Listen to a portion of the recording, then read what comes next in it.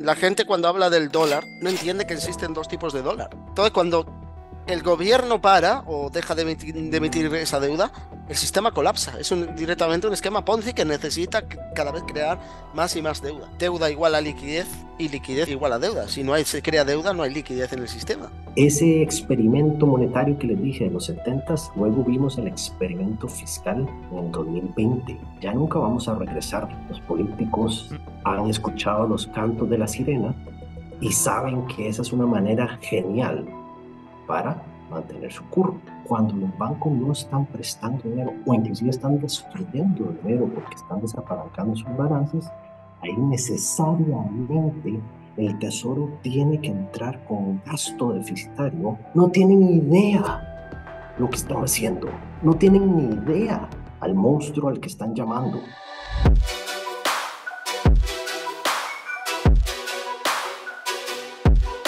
El otro día estaba escuchando, hicieron un debate tremendo, que a ver si un día organizamos uno todos, un debate tremendo de 4 horas, que os recomiendo, Zero Hedge, sobre el posible fin del dólar, ¿no? Y argumentaban, y me gustaba el lado que defendía el dólar, porque hablaba de todo el tema del eurodólar, de Claro. que realmente la Brian, propia Brian subida... Johnson.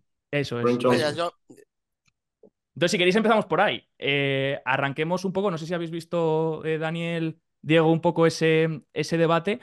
Y también un poco qué opináis de todo este mainstream. Yo cuando estaba en negocios ya intentaba traer a gente que nos dijese, que alguna vez intenté traer también a Diego, pero por motivos personales no se pudo, para hablar de eso, de que todo el mundo nos vende que la desdolarización está ocurriendo, pero ¿qué pasa internamente en el mercado de capitales? ¿Qué es lo que pasa en los repos, en el colateral y en el eurodólar, sobre todo, que es al final la divisa, el sistema que ofrece esa divisa mundial refugio? No sé quién quiere empezar, así una opinión, vamos luego desglosando que un empiece poquito. Daniel si quiere. Yo soy totalmente en la posición de Brent Johnson, que es el dueño o el cerebro detrás de la teoría del milkshake, ¿no? Lo que él argumenta, y yo estoy muy también de acuerdo, es que la potencia que hay detrás del dólar no necesariamente es el ejército que hay en Estados Unidos. Realmente el poderío que hace el dólar ser una moneda que se usa globalmente, ya sea para transacciones de comercio, ya sea para derivados, ya sea para transacciones de FX, conversiones de monedas, siempre pasan a través del dólar, ya sea para financiamientos en países que no generan dólares, es la red, el efecto de network que tiene el dólar. Entonces yo siempre uso el ejemplo de que si solo nosotros tres que estamos en este chat tenemos un móvil, no sería interesante que los móviles existieran, ¿verdad? ¿Cuándo se vuelve interesante? Cuando absolutamente todas las personas del mundo tienen un móvil y entonces están conectados dentro de la red. Ahí sí se vuelve interesante. Es lo mismo con el dólar. El dólar está presente en todos los países y en todas las transacciones globales, ¿no? Entonces, se puede argumentar de que el dólar va a morir, pero lo que siempre me hace, me da curiosidad es que las personas que dicen que el dólar va a morir dejan la frase inconclusa. No dicen qué sigue. Eso es. Vale, pues decir que va a dejar de funcionar y que va a morir, está bien, pero cuéntame la historia completa, no me dejes a la mitad. No, es que la historia completa no la conozco. Ah, vale. Entonces lo que tienes es una creencia a medias. Y lo que yo sí creo es que debido a esta interconectividad del dólar y del mercado eurodólar, porque no solo el dólar se utiliza en Estados Unidos, el dólar se utiliza fuera de Estados Unidos, fuera del dominio de la Reserva Federal, y a eso se le llama el mercado eurodólar. No tiene nada que ver con el euro, la moneda euro significa, eurodólar significa dólares fuera de la jurisdicción de Estados Unidos. Entonces, con ese mercado eurodólar lo que hace es cementar el poderío del dólar. Es un mercado fuera del control de la Fed que dice, yo doy mi aprobación a esta moneda dólar y estoy dispuesto a hacer mis transacciones en esta moneda, aunque los bancos que operen en él no sean bancos que negocian o están presentes en Estados Unidos. Eso no lo tiene ninguna otra moneda. Entonces, eso es lo que hace que el dólar sea lo poderoso que es hoy en día. Y para ganarle al dólar, tiene que venir una alternativa que no sea igual. No puedes ganarle a un monopolio ofreciendo lo mismo que un monopolio ofrece. Para ganarle a un monopolio, tienes que ser exponencialmente mejor para traerte abajo un monopolio. Netflix, eh, Amazon, todos estos rompieron monopolios existentes con un servicio de valor agregado exponencialmente mejor. Entonces, lo que quite al dólar del mundo va a tener que ser algo muchísimo mejor y no hay alternativas hoy en día. Pueden haber teorías de que, por ejemplo, Bitcoin es una opción, pero hoy, 20 de febrero de 2024, no es una opción. Entonces, por eso es que yo digo, y de acuerdo, estoy de acuerdo con Brent Johnson, de que el dólar no va para ningún lado. Si hubiese una crisis, las monedas que más se van a golpear son todas. Entonces, todos estos países te dicen BRICS, más, ¿no? Si hay una crisis, sus monedas son las primeras en devaluarse ante la búsqueda de refugio en el dólar por parte de los ahorrantes e inversores. Entonces, eso simplemente fortalece el dominio del dólar. Esa es mi postura con respecto al dólar. Al final decía algo muy interesante también en el debate que apunté la frase, decía que al final si desdolarizas tienes que desapalancar toda la deuda, en este caso todo el sistema eurodólar que se ha formado desde los 80 y desde los 60, disculpad, y entonces estarías generando incluso una misma subida del dólar, por lo tanto sería una espiral que incluso afectaría aún más al sistema para desapalancar, ¿no? Y comentas, Daniel, cosas muy interesantes que al final la pregunta más importante, a ver si Diego tiene ahí alguna propuesta es cuál es la solución, ¿no? ¿Qué reemplaza al dólar si lo quieren reemplazar? Y muchas críticas que he oído en cuanto al Bitcoin, porque parece ser que podría ser una de las alternativas, es el tema de la elasticidad. Claro, lo bueno del dólar.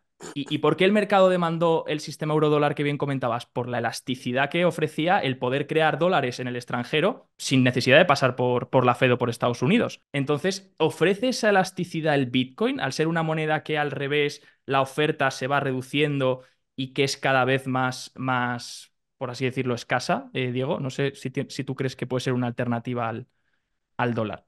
El Bitcoin ahora mismo no. De hecho, el Bitcoin, todos los Bitcoiners lo ven, lo hablan de holdear, de tener. Entonces, eso no es una moneda.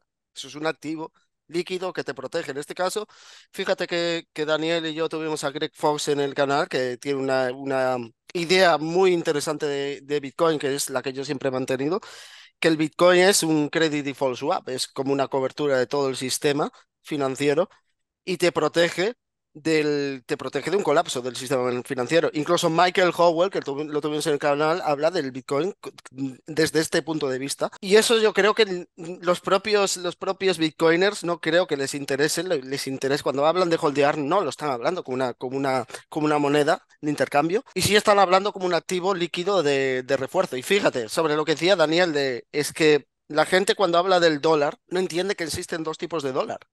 Y no he visto el debate, pero sí que estoy muy de acuerdo con las ideas que plantea Brent Johnson.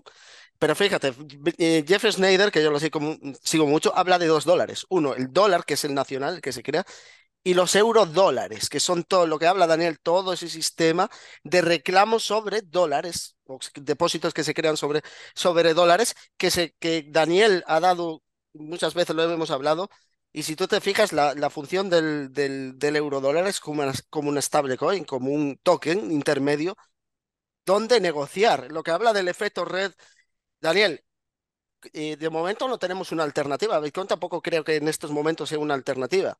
Precisamente porque lo que tú dices, actualmente en el mundo que vivimos necesitamos un dinero rápido. No, este es el concepto cuando te hablan, no, no ves que el dinero fiat se devalúa.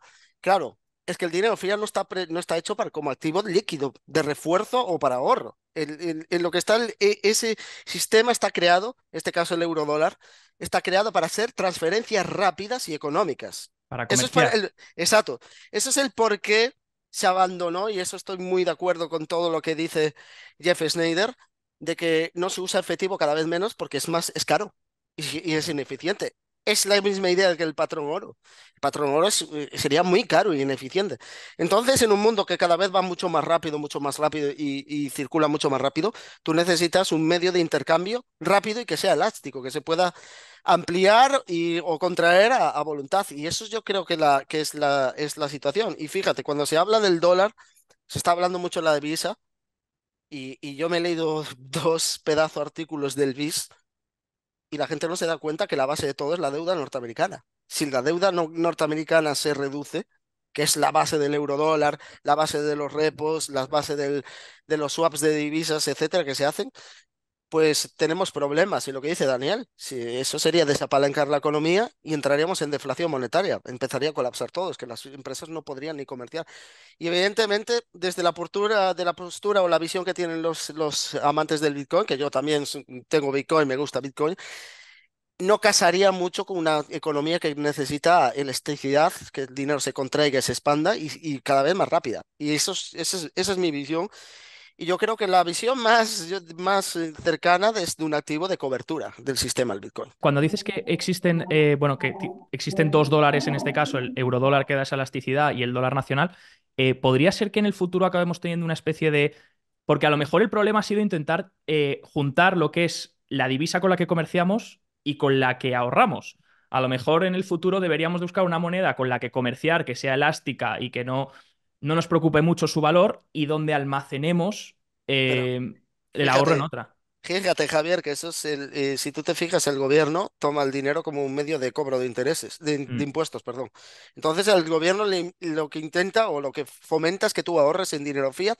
¿Para qué? En ese dinero que es de medio de intercambio para recaudar impuestos. Si tú lo ahorras en un activo como el oro o como el Bitcoin, es más complicado que el gobierno pueda cobrar impuestos.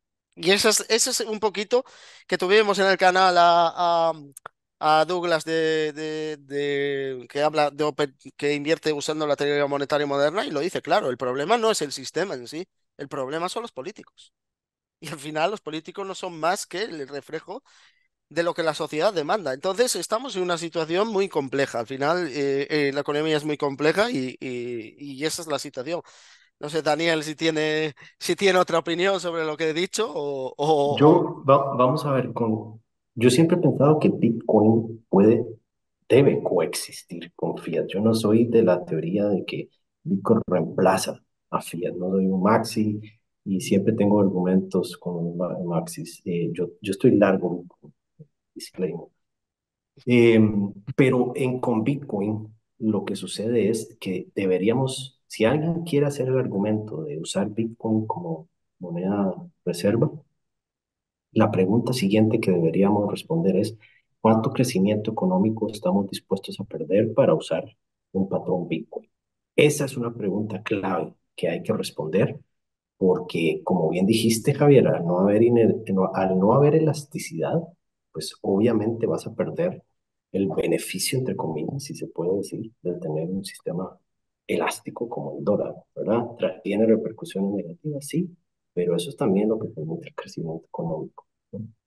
Y con respecto a lo de la moneda, ahorrar en la moneda, no se puede ahorrar en la moneda, ¿verdad? Tener el dinero estacionado en una cuenta corriente en tu banco te va a generar 0,000 de interés, ¿verdad? Entonces, el dinero fiat no está hecho para ahorrarse en su estado natural. Para ahorrar y para crear riqueza está el mercado financiero, ¿verdad? Y aquí entramos en todo el tema de la sobrefinancialización de la economía. Pero si tú realmente quieres crear dinero hoy en día, crear riqueza, la única manera es a través de activos financieros y apalancamiento, no teniendo tu dinero invertido a la vista de un banco. Muy interesante, sí. Y mira que es lo lógico, pero la gente tiende luego a ahorrar en la divisa, en la moneda fiat, e incluso no en dólar, que sería, dentro de toda la mierda, sería como la menos mierda, ¿no? Porque al final hemos dicho que para que caiga el dólar tienen que caer antes todas las divisas para que luego ya haya una depreciación del dólar y tiene que haber un desapalancamiento que incluso forzaría su valor, incluso subir contra el resto de monedas, ¿no? Quería, antes de pasar lo siguiente, al siguiente tema donde vamos a hablar también, comentabais Tesoro y demás, y vamos a hablar también de la Fed y todo lo que están haciendo y hacia dónde nos dirigimos. Pero antes, querría, ya que habláis mucho del tema eurodólar, y habláis mucho de cómo está la economía ahora. Entiendo que la economía ha cambiado mucho sobre todo desde el 2008. Decías que sobre todo ahora tiende a adaptarse más al mundo financiero, ¿no? Y se crean productos nuevos, derivados y demás. Y al final acabamos en una economía que en Occidente está súper endeudada, súper, súper endeudada. Y estamos viendo que realmente los tipos de interés ya no importan tanto, importa sino más bien qué haces con tu deuda y si logras refinanciarla o no tienes liquidez para poder refinanciarla, ¿no? Habláis mucho de vosotros también del tema colateral, el tema del sistema eurodólar también, habéis comentado antes. No sé si podéis, para los que nos están viendo y a lo mejor no están tan familiarizados con estos temas, explicar la importancia de todo esto en el sistema actual. No sé si quieres Diego, ¿quieres Que empezar tú, algo? empiece, Diego. que empiece Daniel. Empiece Daniel. Bueno, entonces el eurodólar es clave para entender la maquinaria actual, ¿no? Para poder hacer dinero en los sistemas financieros, tienes que leerte el manual de usuario, ¿no? Y eso es entender cómo funciona la maquinaria. Es el mismo ejemplo de que compras un mueble de IKEA y decides no leerte el manual y sorpresa, sorpresa, al final te sobran 8 tornillos y no quedó bien armado, ¿no? Entonces, el eurodólar es un mercado, como bien dijimos, un mercado de dólares offshore, se llama offshore porque no están en Estados Unidos, no están bajo la regulación de Estados Unidos. Se dice, porque es muy, diferente, muy difícil medirlo, se dice que rondan los 15 trillones de dólares este mercado de dólar. ¿Por qué se creó el mercado de dólar? Porque se dice una leyenda urbana de que durante la época de la Guerra Fría con Rusia, los rusos no querían tener sus ahorros en bancos americanos y empezaron a poner dólares en bancos afuera, en subsidiarios de bancos afuera de Estados Unidos. Y se creó el mercado de dólar donde los bancos fuera de Estados Unidos empezaron a decir, un momento, yo puedo dar préstamos en dólares contra un depósito que tenga, por ejemplo, en Estados Unidos. Si tengo $100 depositados con un banco en Estados Unidos, de esos $100 podría empezar a generar el sistema de fraccionario de banca, ¿no? Entonces podría empezar a prestar dólares aunque yo no los tenga. ¿Cómo un banco va a prestar algo que no tiene? Sí, bienvenido a la realidad financiera, los bancos imprimen dinero.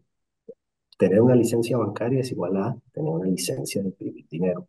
¿De acuerdo? Solo los bancos y los gobiernos, como bien y un video tuyo, Javier, de la creación del dinero, esos son los dos entes que pueden imprimir dinero.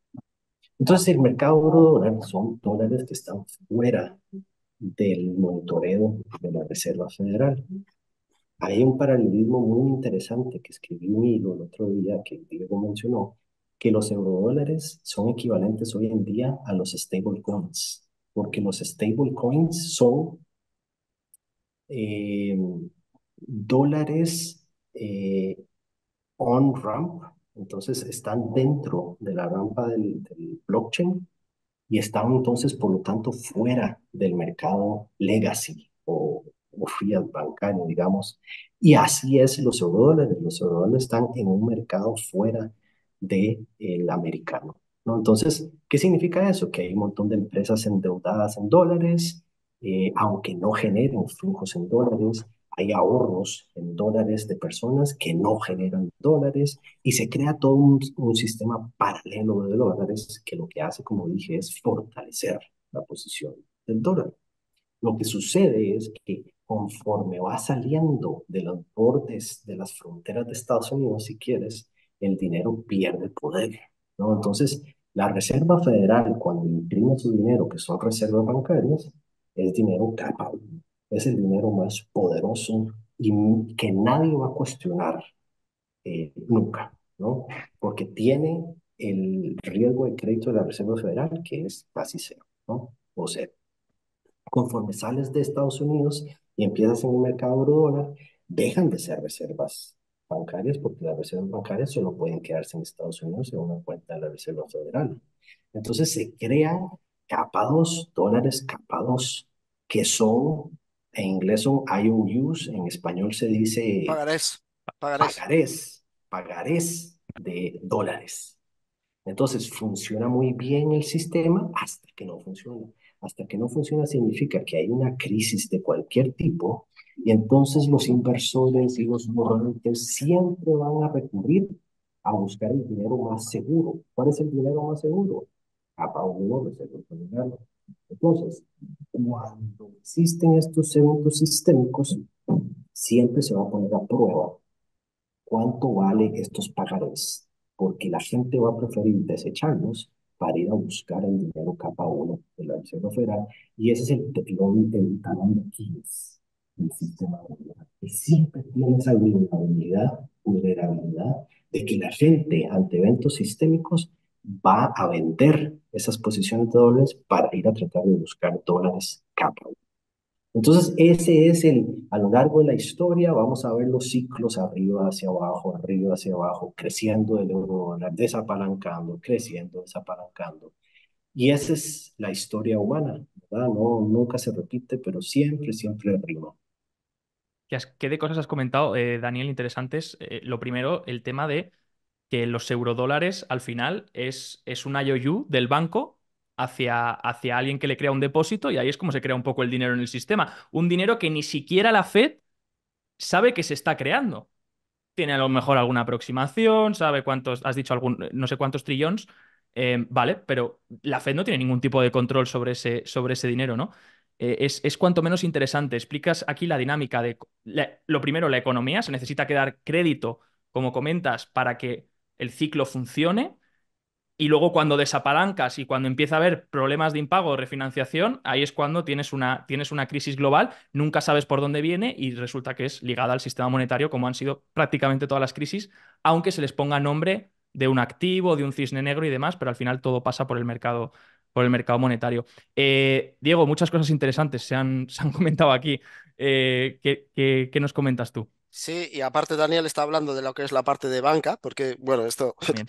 esa es la parte de la banca, pero es que el sistema eurodólar es aún más grande. Existe lo que el BIS llama entidades financieras no bancarias, es decir, la banca a la sombra, que Eso es. es mucho más grande que el propio peso de la banca en el sistema eurodólar. El BIS estima que ha crecido un 50% las instituciones financieras no bancarias, que son agencias de seguro, fondos de cobertura, fondos mutuos, fondos de mercado monetario, planes de pensión, fondos de pensiones, instituciones no financieras, etcétera. Eso es un popurrí que es mucho más grande. Entonces, claro, tenemos el riesgo, lo que dice Daniel, no se controla, pero es que tenemos el riesgo de la banca de la sombra, que ni siquiera la banca central tiene mecanismos, está intentando, en este caso el Banco de Inglaterra, creó como un mecanismo de facilidad de liquidez para la banca a la sombra, pero la Reserva Federal no tiene aún un mecanismo de banca en la sombra. Y fíjate que esto, el OFR habla de los repos NCCBR, que son repos bilaterales no compensados que se hacen en el euro dólar,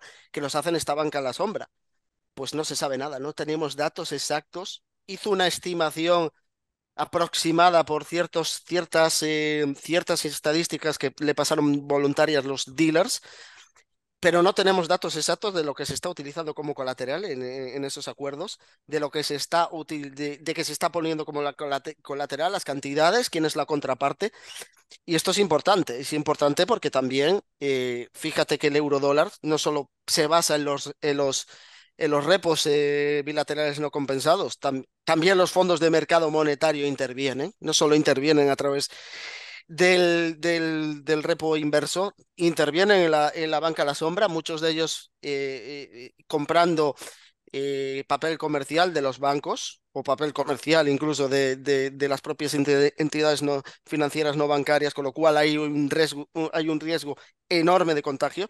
Y después está también, si quiere Daniel, hablar un poquito del mercado Forex, el mercado que con Coda le llama repo Forex, porque al final los contratos de divisa no dejan de ser un poco repo sintético. En vez de usar el valor del tesoro, tú utilizas otra divisa para apalancarte en otra divisa. Y eso es otro tema donde incluso los bancos hacen operaciones fuera de balance, las quitan fuera de balance, no salen en el balance, pero se están haciendo fuera a través del mercado de swaps. Y esto es un riesgo bastante importante de contagio. Esto es algo que el BIS en ese informe hablaba del riesgo de contagio a través de la banca a la sombra.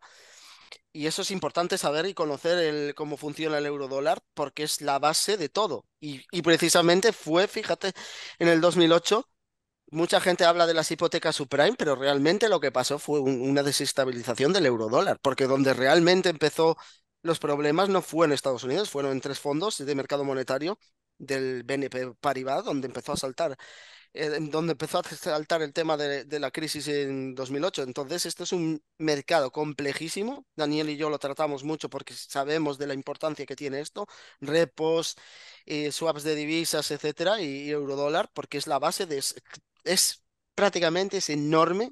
No se sabe, como dice Daniel, ha hecho una estimación, pero no se sabe al 100% y es la sangre de todo el sistema. Si ese sistema, si el eurodólar se desapalanca y vemos todos estos problemas, pues entonces tenemos una crisis como en 2008. Aparte de que no solo tiene que haber estos problemas, tiene que haber incluso necesidades de financiación y si el eurodólar se cierra o está desapalancándose, los problemas son bastante graves para toda la economía. Y Javier, tal vez aquí para el tema de los bancos en la sombra, que a mí me apasiona, simplemente para los que están escuchando, un banco en la sombra es una entidad, no es una entidad financiera no bancaria Exacto. que no puede tomar depósitos. Simplemente, a diferencia de un banco que puede tomarte tu depósito a la vista, estas otras entidades no pueden fondearse con depósitos y caen bajo la categoría de banca en la sombra. Pero lo que quería mencionarte es que para que te des una idea de lo frágil que es el sistema, ¿verdad? Eh, Como dice Michael Howe, no vivimos en un mundo financiero frágil, vivimos en un mundo de liquidez frágil. Entonces, entre el 2007, estoy viendo aquí un hilo que subí, entre el 2007 y el 2009, el sistema eurodólar creció de 5 a 12 trillones de dólares entre 2007 y 2009. Vino la crisis, la gran crisis financiera, y entonces, ¿qué sucedió? Que un montón de instituciones del eurodólar que no tienen acceso a la Reserva Federal empezaron a mandar dinero más poderoso. ¿Qué sucedió en ese momento? El sistema eurodólar, como no puede imprimir su dinero, tiene que forzosamente desapalancar posiciones. Y para desapalancar posiciones necesitas, sorpresa, sorpresa, dólares. Entonces, ¿qué sucedió? Que la Reserva Federal se vio forzada a implementar una herramienta que se llama la línea swap. La línea swap es cuando la Reserva Federal hace un convenio con otros bancos centrales de otros países y les dice, Banco Central Europeo, a cambio de euros tuyos, tú me das euros, yo te doy reservas bancarias. Banco de Japón, tú me das yenes, yo te doy reservas bancarias.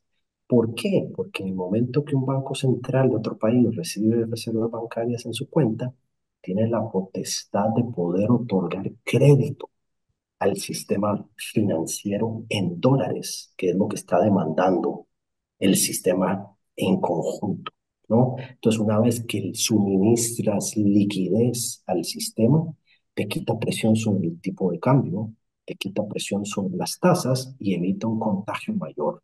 Y eso fue lo que hizo la Reserva Federal en ese momento y hoy en día es una de las herramientas que tiene dentro de su caja para poder enfrentar eventos sistémicos de liquidez. Pero lo que te dice esto, Javier, es que la Reserva Federal reconoce que el mercado de banca en la sombra es sistémico y por lo tanto crea las herramientas que puedan potencialmente llegarle liquidez a estas instituciones sin necesidad de darse directamente porque no tienen cuenta. A mí me parece impresionante, interesante, pero cuanto menos impresionante todo esto y al final no tener los números exactos, ¿no? No saber cuánto dinero se está manejando en el sistema y cuáles son los potenciales riesgos también de todo ello, ¿no? Quiero pasar a la parte, ya que habéis comentado tanto bancos centrales, al final, esos bancos centrales que se crean como prestamista de último recurso, ¿no? En 1913, tras la crisis bancaria en Estados Unidos que en principio nace como, bueno, oye, vamos a ser como una pata final, el banco de los bancos,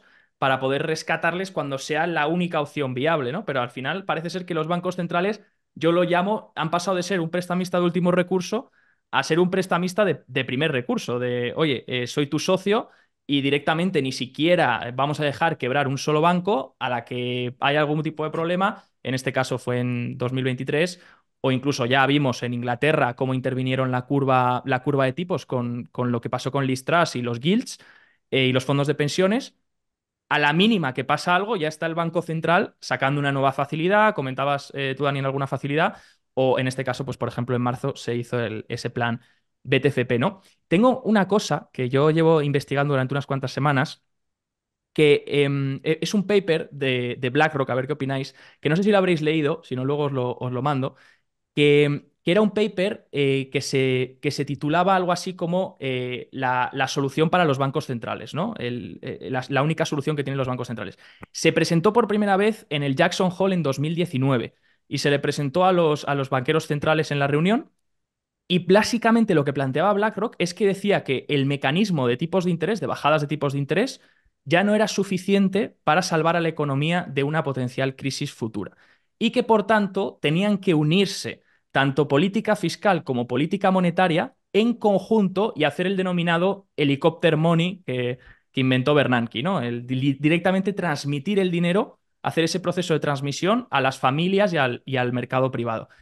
Bueno, pues es interesante que en 2020, cuando llegó, básicamente BlackRock especificaba todo lo que iba a pasar. Decía, iba a llegar una deflación, iba a llegar una crisis, y entonces tenéis que activar el helicóptero. Y fue en 2020 cuando la Fed, de hecho, contrata a BlackRock para hacer el plan de recuperación, ¿no? Claro, hasta aquí genial, pero al final lo que plantea este paper eh, es literalmente que los bancos centrales sigan incrementando sus reservas en balance y apliquemos una japonización de la economía en cuanto a banco central. O sea, que el banco central no pueda parar nunca uno, de hacer QE y dos, de ayudar con facilidades a los bancos. Entonces, no sé si qué pensáis de esto, si pensáis que estamos destinados a eso. Y se ha hablado estas últimas semanas, vi un directo vuestro donde comentabais eso, que a lo mejor dentro de poco la Fed vuelve otra vez a la compra de activos porque al final es la única solución o la única vía que tiene, ¿no? Y luego, si Sí, esto también, si queréis comentamos, si esto también crea dinero, porque claro, se dice que los QEs crean dinero, pero el QE al final es una creación de reservas para comprar esos activos. ¿Ese se traslada luego a la economía real? mira, Javier, ese tema que tocas lo acabo de hablar con un inglés que llegó al canal a hablar sobre la sobrefinancialización. Es un tema increíblemente interesante. Y para contestarte esa pregunta, tengo que ir atrás en el tiempo y contarte una historia. A partir de los setentas y ochentas, yo no sé si ya ustedes han notado, pero las historias de los padres de uno y de los abuelos de uno es que con el salario que recibían de sus empleadores era suficiente para comprarse una casa, comprarse un coche, ahorrar. Usualmente la esposa no trabajaba, entonces con un salario tenían familias numerosas además y todo se mantenía con un salario. Esas son las historias que uno escuchaba. Hoy en día eso es imposible, ¿no? ¿Qué sucedió en el tiempo? En los setentas y ochentas, los bancos centrales, o el Banco Central de Estados Unidos, la Reserva Federal, inicia una travesía monumental en temas monetarios. Empieza un experimento monetario de una magnitud que nunca se había visto. Se rompe el patrón oro, porque el patrón oro estaba destinado a fracasar. Se rompe el patrón oro y entonces empieza lo que se conoce como fiat, sin respaldo, solo confianza. Y entonces lo que sucede es que explota la deuda. Explota la deuda. ¿Por qué explota la deuda? Porque conforme los salarios no subían lo suficiente para contrarrestar el crecimiento que estaba habiendo, la única manera de mantener un crecimiento económico sostenible y apaciguar a las personas que habían quedado atrás en el camino, que no tenían activos financieros, fue a través de traer consumo futuro al presente a través de la deuda, ¿no? Eso es lo que hace la deuda. Entonces, con la deuda se minimizó esa baja y el crecimiento se fortaleció a través de este mecanismo. Pero entonces la deuda lo que hace es crear activos financieros, ¿no? La deuda es un pasivo para el que la emite, pero un activo para el que la compra.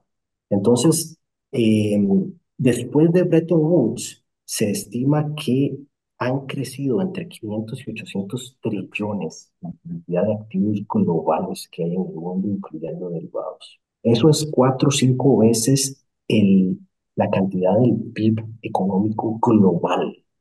Eso es el significado de sobrefinancialización. Entonces, ¿qué significa hoy en día eso? Eso significa, si lo traemos al presente, que no se puede ahorrar de salarios. Como dije, la única manera de crear riqueza hoy en día es a través de apalancamiento y compra de activos financieros. Entonces, como la economía real, vos y yo que comemos bocadillos en la esquina, como nosotros dependemos de los precios de los activos para poder subsistir hoy en día, los bancos centrales dejan de ser guardianes de la inflación y el empleo y se convierten en administradores de activos porque cualquier volatilidad de precios de activos financieros sabe que les va a ir a golpear la cartera o la billetera a esa persona que se está tomando un café frente a mi casa. Entonces, esa adicción que tenemos hoy en día a la deuda y a los activos financieros limita la capacidad o tolerancia de volatilidad por parte de los bancos centrales y hacen las cosas que bien dijiste, Javier. Cuando empieza a haber fluctuaciones en precios de activos, especialmente hacia abajo, entran los bancos centrales a disparar liquidez al sistema para amortiguar esas volatilidades y evitar un tema en la economía real. Antes solo afectaba a los tenedores de activos, hoy afecta a todas las personas que dependen de estos activos para crear riqueza. Entonces, esa es una respuesta larga, Javier, para explicarte el porqué de la pregunta tan buena que hiciste, de por qué los bancos centrales reaccionan tan fuertemente. Y además es interesante, si te das cuenta, un gráfico, yo subí un hilo sobre esto, la cantidad de días que dura una recesión hoy en día es cada vez menor. Claro, porque los bancos centrales entran con más fuerza, evitando que se convierta en un tema sistémico. Entonces, te respondo todo esto para darte un poco de contexto a tu pregunta y dejo que Diego, si quiere, responda a la pregunta. Sí, fíjate, aparte de lo que bien explicó Daniel, fíjate que de la base, lo que tenemos actualmente en la economía, es cómo se financia y cómo actúan los activos financieros, tenemos como una pirámide, donde abajo tenemos toda la deuda norteamericana, que es la que sostiene toda la economía, y arriba tenemos todos los activos, digamos, internos que crean las diferentes instituciones financieras, que son las que hacen subir la pirámide. Fíjate en la importancia de lo que bien ha explicado Daniel. Cuando esa emisión de deuda o cuando ese colateral de máxima calidad, que son los valores del Tesoro de Estados Unidos, la pirámide se estrecha y crece en altura. Eso indica que, como no tenemos suficiente deuda, en este caso norteamericana, para hacer funcionar todo el sistema, como bien ha explicado Daniel, tenemos que recurrir a crear nuestra propia colateral, que es mucho más riesgoso, es más interno, que no tiene el respaldo del gobierno de Estados Unidos ni de la Reserva Federal, como bien dijo Daniel, que es libre de riesgo. Claro, eso lo que hace es ir cada vez a un punto de equilibrio de más riesgo, más riesgo, más riesgo. Entonces llega un momento que se vuelve tan inestable el sistema que colapsa.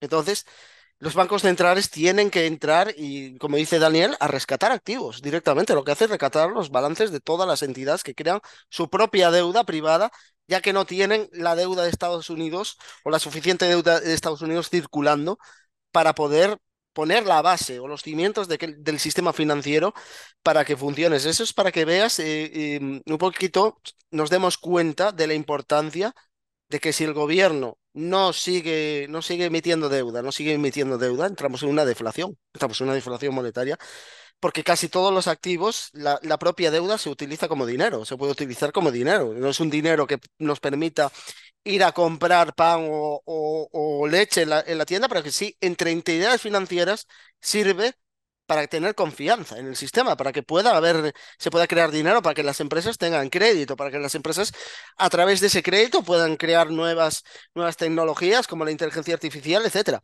Entonces, cuando el gobierno para o deja de emitir esa deuda, el sistema colapsa. Es directamente un esquema Ponzi que necesita cada vez crear más y más deuda.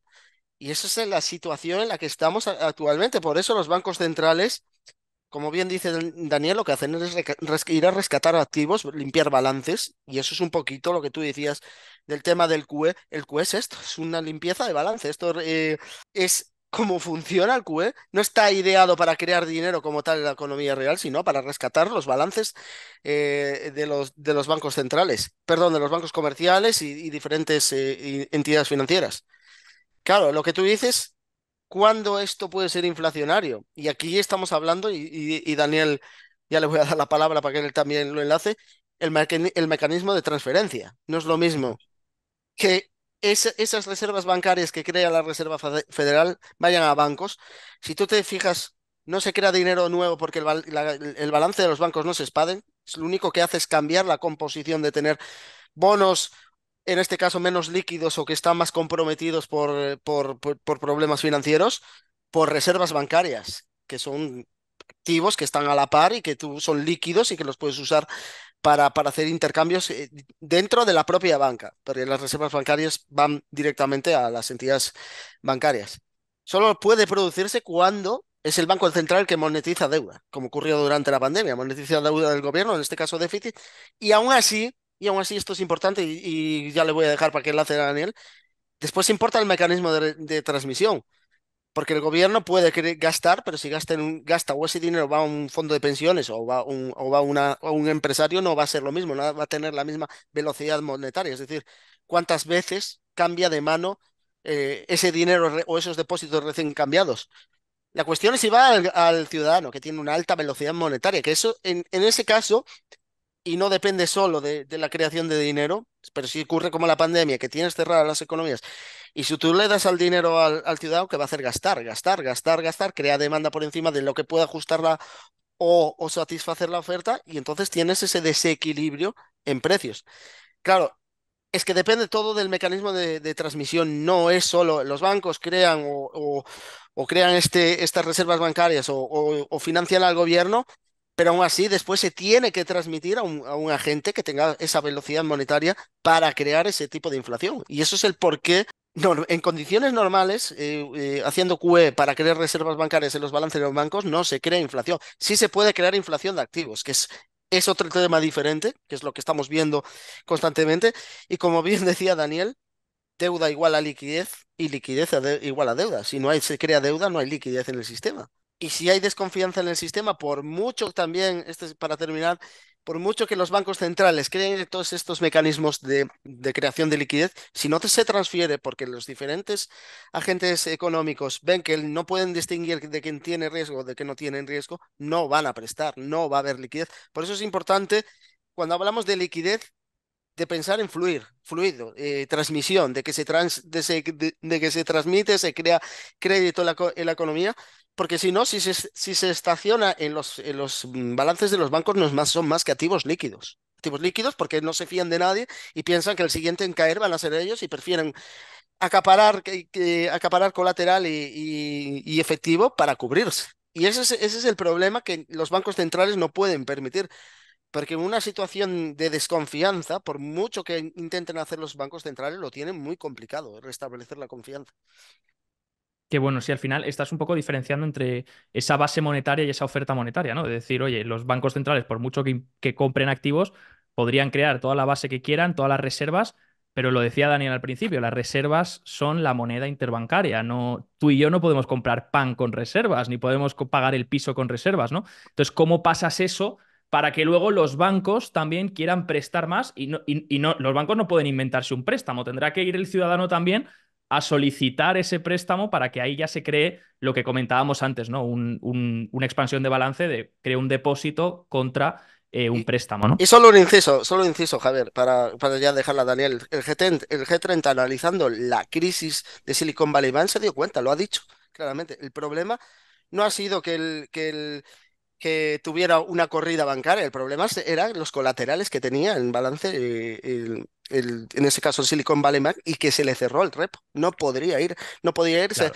a mercados mayoristas a financiar y tenía que vender activos. Ese es el problema y ese es donde y fíjate que el BIS y el G30 hablan de que los bancos centrales tienen que centrarse más en el colateral, en cómo poder rescatar el colateral, y esto es un problema, como bien te comenté antes, de credibilidad de todo el sistema. Daniel, algo que aportar, nos comentaba Diego ese Sí, sí, mecanismo de transferencia un poco. Sí que es verdad que comentabas, Diego, en 2020, que sí que es verdad que lo que hizo el Tesoro es darle un cheque directo a los ciudadanos, no sé si fue 1.000 y algo, y claro, luego el Tesoro tuvo que emitir deuda que luego ya monetizó la Reserva Federal a través de los primary dealers, no sé cómo funciona exactamente, pero bueno, entiendo que la Reserva Federal acabó comprando todos esos bonos, ¿no?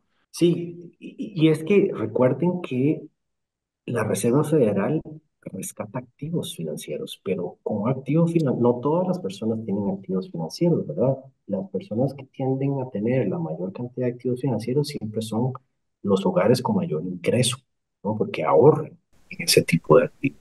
Las personas con menos ingresos, los hogares con menos ingresos, no tienen estos activos financieros y entonces obviamente se abre la brecha de equidad en el mundo, pero lo que sucede es que un banco central entonces no puede rescatar a esa persona que no tiene acciones de Apple. Entonces, ¿qué sucede? Que entra el tesoro a decir, pues yo entonces voy a imprimir mi dinero que sí llega a la economía real y que sí es gastable en un café y en un bocadillo, ¿no? Entonces, ahí es donde los tesoros emiten, gastan más bien, gastan y luego deciden si quieren emitir deuda o si quieren subir impuestos, ¿no? Pero entonces, ese experimento monetario que les dije de los 70, luego vimos el experimento fiscal en el 2020. Y Hmm. yo creo que el resultado es, ya nunca vamos a regresar a lo que era el mundo pre-COVID. Los políticos Mm. han escuchado los cantos de la sirena y saben que esa es una manera genial para mantener su curro, ¿no? Entonces, eso nunca va a cambiar, en mi opinión, a partir de ahora. Para mí, la meta del 2% de inflación de Estados Unidos es un piso a partir de ahora. Eso no significa que va a ser altamente inflacionario, pero la dinámica de la inflación va a ser distinta en adelante. Pero también aquí es importante no satanizar el gasto del tesoro. Hay dos entidades que crean dinero, los bancos comerciales a través de préstamos, pero muchas veces, como bien dijiste, Javier, aunque las tasas y tipos estén en cero, la gente no va a pedir préstamo. ¿Por qué las tasas llegan a cero? Porque la economía está bollante y todo es color de rosa. Al revés, los tipos llegan a cero cuando hay un problema. Y cuando hay un problema, yo como ciudadano, lo menos que quiero es ir a endeudarme. Lo que quiero es tratar de entender cuánto oxígeno tengo en mi tanque en forma de ahorro para poder hacerle frente, a quedar sin curro, a enfrentar una recesión de la economía, etcétera, ¿no? Entonces, cuando los bancos no están prestando dinero o inclusive están destruyendo dinero porque están desapalancando sus balanzas, ahí necesariamente el tesoro tiene que entrar con gasto deficitario, que es el dinero que imprime el gobierno. Tiene que, las personas que gritan a los cuatro vientos, necesitamos austeridad en etapas donde los bancos comerciales están desapalancando, no tienen idea lo que están haciendo. No tienen ni idea al monstruo al que están llamando, porque no pueden haber dos desapalancamientos a la vez. Sí pueden haber, pero la consecuencia es una recesión brutal. Entonces, eso es algo que a la gente le cuesta. Siempre se sataniza el gasto del gobierno, pero no se contextualiza en dónde o en qué momento se está utilizando. Que bueno, un montón de cosas aquí comentadas. Es que daría para estar 20 horas para explicar mecanismos y demás. Pero es verdad, has dicho, no van a volver. No creo que vuelvan atrás, que ya es una tendencia que posiblemente. Te comentaba por eso, por lo de BlackRock, me ha parecido súper. Cuando me enteré yo, me pareció súper interesante que justamente tenían pautado todo lo que iba a pasar y al final ha pasado así. Y luego un poco el mecanismo ese de si finalmente genera inflación, no genera inflación, genera dinero. Al final, bueno, eso depende un poco, por lo que he interpretado lo que habéis dicho, un poco del mecanismo, ¿no? De cómo se transfiere, de si lo está haciendo el Tesoro, si el Banco Central le está comprando un fondo de pensiones o si le está comprando a los bancos directamente. Sea como sea, parece que por lo que apuntáis, vamos hacia un entorno donde, bueno, ya empieza a ser un problema la deuda en Occidente, creo que no solo en Estados Unidos, en España mismamente. Es impresionante porque los periódicos el otro día hablaban de que el ratio deuda sobre PIB estaba bajando y que felicidades al gobierno y no sé qué, y luego te miras la deuda y la deuda sigue incrementando. Lo que pasa que eso ha permitido incrementar el PIB nominal y por eso el ratio deuda sobre PIB ha bajado y con eso se están tirando flores. Así que qué bueno, Daniel, que comentes que los políticos han encontrado una forma excepcional de salvar las economías. A lo mejor por eso Janet Yellen lleva presumiendo durante 10 años que no va a haber una recesión, porque ya sabe ella misma que no va a dejar que eso ocurra. y cómo luego trasladan ese impacto a la inflación, a los ciudadanos, hacia la devaluación un poco de la divisa, ¿no? Luego has mencionado dos temas de inflación distintas, a lo mejor inflación de precios o inflación monetaria, que también merece la pena distinguir. Pero al final mi pregunta es, si vamos hacia un entorno donde los gobiernos occidentales se tienen que endeudar cada vez más, lo tienen que hacer cada vez a un pago de tipos más alto, porque ahora mismo tenemos un problema y es que el Tesoro tiene que emitir deuda y hemos sabido el último QRA que se ha publicado hace poco que van a volver a emitir cupones. La pregunta es, ¿está China para absorber los cupones que absorbía hace años? ¿Está Japón para absorber los cupones estadounidenses que absorbía hace años? ¿Está el ciudadano para absorber toda esa deuda? ¿Creéis que esa emisión de deuda se va a poder realizar tan sencilla o va a hacer que incluso los tipos de interés, ese term premia del que se habla, incremente todavía más, haciendo que al final el Tesoro entra en una espiral viciosa? Cada vez paga más por su deuda, se tiene que endeudar cada vez más porque los intereses de la deuda van a ser, para 2050 se calcula el gasto principal del gobierno. Y claro, ¿eso cómo termina? Es que para el ciudadano medio, ¿en qué se traslada? En lo que tú comentabas, Daniel, a lo mejor la protección son activos financieros, em, porque las divisas al final están un poco en la línea floja, sabiendo que al final el dólar es, por así decirlo, el último en caer. No sé esta tendencia. Yo tal vez aquí, Javier, tengo, y Diego la conoce, tengo una opinión muy contraria al ¿Vale? mainstream, y es, ¿por qué Estados Unidos tiene un problema de deuda? ¿Por qué? O sea, se dice muchísimas ¿Vale? veces, Estados Unidos tiene un problema de deuda. Muéstrame dónde está el problema. ¿Dónde está? Te pregunto genuinamente. Ah, es que el pago de intereses está subiendo. Vale, explícame dónde está el problema. No, es que yo vi el gráfico que va exponencialmente para arriba. De acuerdo.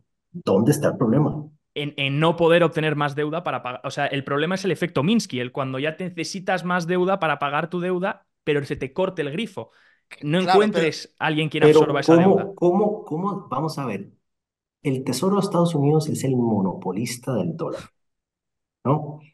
¿Cómo se le cierra el grifo al monopolista del dólar que crea los dólares que se usan para comprar su deuda? Explícame esa parte. Nada, no puedes. Mientras el dólar siga siendo. Y aquí volvemos efectivamente. a lo que empezamos al inicio. Ah, pero es que el dólar va a morir.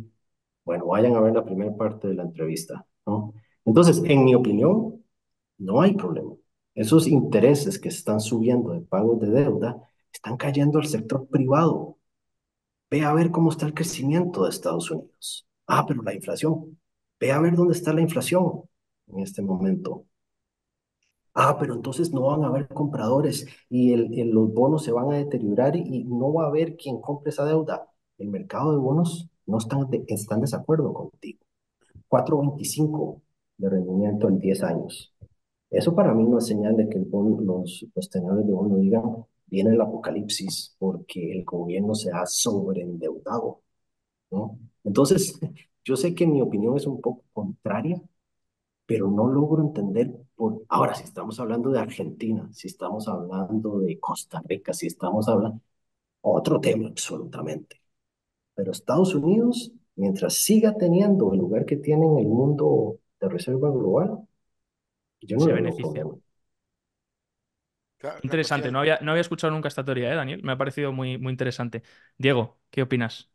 la cuestión es la demanda. Si la demanda de deuda de Estados Unidos es alta, ¿qué impide a Estados Unidos seguir imprimiendo? Porque todo el mundo necesita, como bien te expliqué anteriormente, la deuda norteamericana es la base de todo. Si no hay deuda norteamericana, empieza a colapsar todo el sistema, entramos en deflación. Fíjate China cómo está en deflación, que nos hablaban de que China iba a crear una divisa, de que se iba a desdolarizar, y lo que tiene problema China es ahora mismo es un problema de escasez de dólares. Y es porque está entrando en deflación. Se le están yendo. Tú estás viendo cómo sube el Nikkei, cómo la bolsa de Hong Kong, de Shanghái, se está cayendo, y es una transferencia de China a Japón, literalmente. Entonces lo que tiene es China tiene un problema precisamente de escasez de dólares, no de que que tenga exceso de dólares o que precisamente está vendiendo activos, sobre todo de valores del tesoro, para obtener dólares, mientras intenta acumular otros activos en dólares de más riesgo o crear activos de más riesgo. Y otra cuestión. la deuda que se crea en dólares, deuda a lo mejor de China en dólares, deuda de Argentina en dólares. Esto es otro problema. Esto es otro problema. Esto es clave si Estados Unidos deja de emitir, el sistema colapsa. No hay más. Entra en deflación monetaria absoluta. Eso es lo que Daniel dice de crear una crisis realmente que destruye absolutamente todos los cimientos de la economía. Entonces, por el momento, mientras no haya un sistema alternativo al euro dólar, no seguirá habiendo problema en la deuda de Estados Unidos, porque va a tener demanda. Un activo que tiene demanda, no hay problema de emisión. Ahora, como bien dice Daniel, en el caso de España, en el caso de Argentina, en el caso de Costa Rica, que no somos creadores de dólares y precisamente necesitamos dólares como token, el euro dólar, precisamente como token intermediario para hacer negocios porque evidentemente para una empresa en Suecia que quiere comerciar con Japón, le es ineficiente comerciar en yenes y en coronas suecas porque prácticamente solo tienen uso en su propio territorio, necesitan un token como intermedio como el eurodólar o el dólar. Y evidentemente, mientras esto sea así, Estados Unidos va a poder seguir emitiendo deuda. Y aún por encima, fíjate tú, Javier, que transfiere la inflación monetaria que pueda crear Bueno, mm, porque necesitas el dólar y si el dólar se vuelve escaso y no, es decir, no puedes financiarte en dólares en el euro dólar, empiezas a tener que imprimir cada vez más, que nada más de tu divisa local para poder obtener ese dólar para comerciar y después adquirir los insumos que son necesarios para, pues, yo qué sé, comer, alimentación, producir coches, etcétera. Entonces, esto es mucho más complejo de lo que la gente se piensa de que ver que la deuda de Estados Unidos crece, crece, crece. Y fíjate, para ya terminar, que lo que no estamos en un sistema, estamos hablando de que crecen, crecen, como tú bien dijiste, los PIBs están distorsionados por la deuda, lo que estamos es un sistema de trampa de deuda, es decir, no crecemos, tenemos que emitir deuda y cada vez que emitimos deuda comemos más productividad, tenemos que rellenar esa falta de productividad con emisión de más deuda, porque si no el sistema colapsa, no claro. hay más. Se habla de crecimiento, pero lo que realmente estamos en un sistema de trampa de deuda. Esto es una pescadilla que se mueve la cola. Por eso vemos como sobre todo desde la crisis de las divisas asiáticas, como las deudas crecen en parabólico, porque es que no hay otra. Este tipo de sistema, que es un tipo de sistema Ponzi, solo le queda un camino, es acelerar, acelerar y acelerar cada vez más. Y lo que hablamos, puede haber inflación, puede haber inflación. De hecho, hay una inflación que incluso el BIS llama régimen de inflación baja, que es una inflación que es menos, tenemos inflación pero no es una inflación que se hace visible, con lo cual los diferentes agentes no la ven y no aquí estamos otra vez en el mecanismo de transmisión, no van a transmitir la inflación a otros sectores, por lo cual se autorregula por sí solo el sistema. No hace falta que los bancos centrales tampoco actúen mucho con las políticas monetarias ni los tipos de interés, si bien cierto ahora con la liquidez es muy diferente. Y esta trampa de deuda, un concepto que a Daniel y a mí nos gusta, es que vamos hacia la dominancia fiscal. Lo que realmente, al final, quien tiene realmente, como bien dijo Daniel, la impresora es el gobierno, al final es el gobierno y va a depender como dice Daniel, según sus objetivos políticos, imprime más o imprime menos. Pero esto es lo que vamos, el sistema ha acelerado de tal manera que ya no le queda otra dirección más que acelerar la deuda y era este sistema de dominancia fiscal.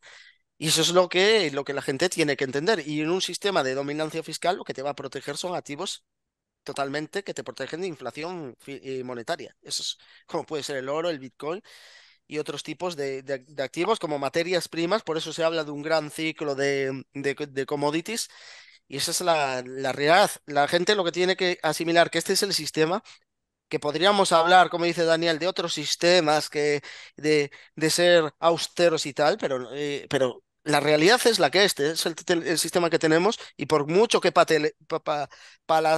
demos patadas, protestemos, no va a cambiar. Entonces debemos ser conscientes de lo que tenemos y pues actuar cubriéndonos con activos, sobre todo activos de inflación monetaria. Y Javier, tal vez para terminar mi punto, no estoy diciendo que no hayan consecuencias del incremento en deuda. Ya les hablé de la financialización. Ya les hablé sobre la monetización de los bancos centrales. ¿Qué hacen eso? Generar inflación de activos. ¿Y qué significa eso para el ciudadano común y corriente? Que cada vez los activos son más caros y con tu salario que no sube a la misma velocidad, no te da para comprar activos financieros y tratar de alcanzar a tu vecino que sí tiene activos, ¿no? Entonces, ¿qué pasa? Quedas atrás, atrás, atrás, atrás. Yo siempre doy el ejemplo de que es el equivalente a que amigos tuyos te inviten a tu casa a jugar Monopoly una noche. Llegas, saludas a todos y cuando es tu turno de tirar los dados, te das cuenta que ellos llevan 3 horas jugando y ya llevan 8 vueltas todos. Entonces de repente tiras el dado y caes en hoteles de tus amigos y tienes que pagarle. Eso es lo que está sucediendo en el sistema financiero. Los que tienen activos ya van 8 vueltas adelante tuyas. Entonces es muy difícil para las generaciones jóvenes adquirir activos que les permita crear riqueza. Y de ahí es donde uno ve a las personas jóvenes. Yo creo que su mentalidad es, bueno, como no puedo comprar estas cosas, casa, activos financieros, etcétera, entonces voy a viajar, voy a ir a restaurantes a cenar, voy a ir a ver al Madrid jugar todas las veces que pueda. Y entonces es una generación que, que ve con buenos ojos el consumo y no ve con tan buenos ojos el ahorro y activos financieros porque no es realista poder adquirirlos. Porque es extremadamente difícil. Sí, muchas cosas interesantes. Básicamente podríamos decir que desde 2008 estamos como en una perpetua lucha contra la deflación, ¿no? Y que la solución es la deuda. Es seguir con esa trampa de deuda que comentabais. Lo único que a mí me preocuparía, entiendo el punto, de hecho, Daniel, me parece muy interesante, porque no lo había escuchado nunca, pero lo único que me preocuparía es eso, es que llegase un punto en el que vale, Estados Unidos tiene, vamos a decir, el Tesoro tiene la impresora, ¿no? Para poder imprimir. Y claro, y puede emitir toda la deuda que quiera en dólares. El problema es que alguien tiene que demandar esa deuda, ¿no? Decía Diego que mientras la demanda esté, pues no hay ningún problema, pero puede llegar a un momento en el que no haya demanda de esa deuda. Puede llegar un momento, por ejemplo, hubo un momento en verano del año pasado, cuando los tipos de interés en la parte larga empezaron a subir muchísimo, cuando el Tesoro había hecho una emisión justamente, más cupones, había movido la emisión hacia cupones. Se dio cuenta de que los tipos de interés estaban yéndose al 5, ya empezó gente a decir que se podían ir al 15, al 16, bueno, ahí no entro, pero sí que se fueron hasta el 5% muy rápidamente. Y se notaba a la Fed y al Tesoro un poco tensos sobre el efecto restrictivo que eso estaba creando y sobre todo cómo podía afectar a los planes de pensiones y demás que están sobre todo endeudados en esos tramos. Y de hecho hubo un problema, hubo algunos problemas con algunas subastas que hubo a 20 años, a 30 años, donde la demanda fue exageradamente baja. Y ahí es cuando un poco el Tesoro decidió cambiar el QRA otra vez hacia letras. Puede llegar un punto en el que no haya la demanda, no exista la demanda de deuda a largo plazo, en este caso, que Estados Unidos ha tenido siempre, esa demanda que ha existido y que entonces a lo mejor nos enfrentemos incluso en un escenario donde sí, los gobiernos sigan endeudándose, pero los tipos, y no pase nada por el interés de la deuda, porque se sigue pagando, pero los tipos de interés a lo mejor no vayan a caer tan pronto como nos dicen, porque el mercado está esperando que los tipos de interés se vayan al 2% mañana. La respuesta es no. Entonces, siempre va a haber demanda, ¿Vale? siempre va a haber demanda. De nuevo, este tipo como no sabe nada. Bueno, vayamos a quien sí sabe. El mercado de bonos hoy en día pide un 4.25 para el rendimiento del bono a 10 años. Un 4.25 no es apocalipsis. Un 5 tampoco lo es. Tampoco lo es. Te voy a decir que sí es importante cambiar, eso sí. No puede haber una curva invertida. Entonces, sí es importante que aunque los tipos estén en 5 a 10 años, no importa, eso no va a traerse abajo el sistema. Lo que sí se puede traer abajo el sistema es una curva invertida como hoy en día, donde los puntos de más corto plazo rinden más que los de 10 años plazo. ¿Por qué? Porque los bancos, y vuelvo a la tubería financiera, porque los bancos comerciales, que son los que crean dinero, captan en el corto plazo, sus pasivos son de corto plazo y prestan en el largo plazo para ganarse el spread. Si el spread es inverso y es negativo, empiezan a perder y a perder y a perder y a perder y a perder dinero. Los hedge funds se apalancan en el corto plazo para ir a comprar deuda de Estados Unidos a largo plazo. Si tu costo de apalancamiento es mayor a lo que te rinde el bono de 10 años, no van a entrar a comprar esa deuda. Entonces, lo que sí es importante es que la curva se desinvierta, pero llegar a tipos de 2 a 10 años yo no lo veo por la razón que te dije de que la nueva norma es que la inflación del 2% en Estados Unidos sea el piso. Entonces, los tipos no pueden llegar por debajo de eso, salvo algo artificial como un programa de la Reserva Federal. Pero si me preguntas a mí, si los bonos de 10 años pasan de 4,25 a 5, sí, los tenedores que tengan esos bonos van a perder algo de pasta, ¿no? Pero a perder algo de pasta, a que se caiga el castillo, No, son pues, dos cosas muy diferentes, ¿no? Y, sí, Diego. y sobre todo, yo te pregunto, Javier, ¿tenemos algún sistema alternativo al dólar o al euro dólar que nos sirva? No, pues entonces, mientras no haya alternativa, es decir, tienes que crear no algo igual, sino que lo supere o que veas una ventaja. Mientras no tengamos una ventaja, pues el sistema seguirá funcionando porque no tenemos otro. Esa es la realidad. Desde el 2009 el sistema, el euro dólar se ha deteriorado en el funcionamiento, pero no tenemos otro. Y eso es lo que hay. Y como dice Daniel, pues yo no veo, quizás un poquito lo que pasó con el Tesoro ha tenido fue directamente arbitraje de tasas y los bancos, como dice Daniel, necesitan desde bancos, hedge funds, tener poder hacer arbitraje de tasas para que algo funcione, sobre todo fíjate el repo cómo funciona, cómo actúa prestando hay diferente estructura de repo, que está el repo tripartito donde entra la Reserva Federal, fondos de mercado monetario, etcétera, donde los dealers piden prestado en este repo tripartito, que es mucho más barato porque es colateral mucho más seguro, etcétera, y después prestan en el de garantía general a una tasa más alta que el tripartito o van al bilateral y al bilateral compensado y el no compensado y prestan a una tasa mucho más alta. Entonces, para que el sistema funcione, tienen que poder arbitrar tasas. Si no pueden arbitrar tasas, ese es el problema. Y eso es un poquito lo que hemos visto con la subida de intereses en la deuda y que, bueno, pues le era mucho más rentable, sobre todo a los fondos de mercado monetario, le era mucho más rentable ir a deuda a corto plazo porque esos intereses no había prácticamente riesgo y los mercados de mayoritarios pues estaban un poquito más tensos y evidentemente vas a lo seguro. Y por eso tuvimos lo que tuvimos, esa situación en los intereses de la deuda. Pero como dice Daniel, lo lógico es que la marea se calme y todo vuelva a calmarse y estar bastante más estable. Y eso es un poquito la situación en la que tenemos y evidentemente no hay. Como bien te dije, la base de todo es la deuda americana. Mientras esto sea así y no haya una alternativa, pues evidentemente el riesgo, no hay riesgo de que el dólar deje de ser esa divisa de reserva. Entonces, esa es la situación en la que estamos. Entonces, Javier, claro, y cuando la gente te dice esto, hay que preguntarle, bueno, pues tú dame, ¿tienes algún sistema que mejore al eurodólar? No, no lo tienes, no tienes, pues ya está. Yo mientras no Y tenga dile que meta alternativa, todo punto. su dinero ahí. Y dile que meta todo su dinero ahí.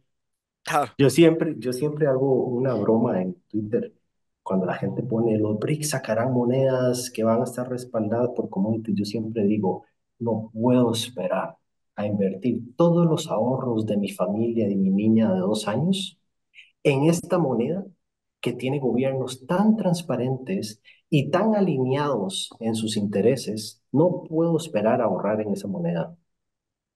Obviamente hay sarcasmo ahí, ¿verdad? Pero en mi opinión, no es una alternativa a quitar el monopolio del dólar. No, el mejor ejercicio sería irse, Daniel, al país más recógnito del mundo y llevarte dólares y llevarte, pues no sé, euros o coronas y ver qué es lo que te aceptan antes y ver por qué se llama el greenback por alguna razón, ¿no? Hoy ha sido un placer teneros aquí, Daniel, Diego. Hemos aprendido muchísimo con vosotros. Va a haber un montón de preguntas sobre el sistema eurodólar, sobre los repos, sobre el QE, sobre todo lo que hemos hablado. Pero para ello voy a dejar en la descripción tanto tu Twitter, Daniel, porque haces un montón de hilos, también Diego. Hacéis hilos comentando ciertas cosas que van pasando. Y luego voy a dejar vuestro canal la madriguera económica para que vayan a ver todos los directos que hacéis, todo cuando comentáis sobre esto. Incluso yo personalmente he ido también 2 veces al canal, que gracias por la invitación. Y nada, tienen ahí un montón de vídeos. Las entrevistas, sobre todo, recomiendo todas las entrevistas que habéis hecho y que habéis traducido a gente como hablábamos de Bren Johnson, hablamos de Michael Howell, todos estos son Scott Skill también. Scott también, o sea que ahí tenéis material traducido, porque no son gente que suele hacer material en español, por lo tanto lo tenéis ahí traducido para un poco indagar en todos estos temas que hemos comentado sobre el milkshake theory, el tema de la liquidez de Michael Howell. Has comentado también tú, Daniel, el tema de la falacia de tipos de interés, porque tipos de interés bajos es malo y tipos de interés altos es bueno.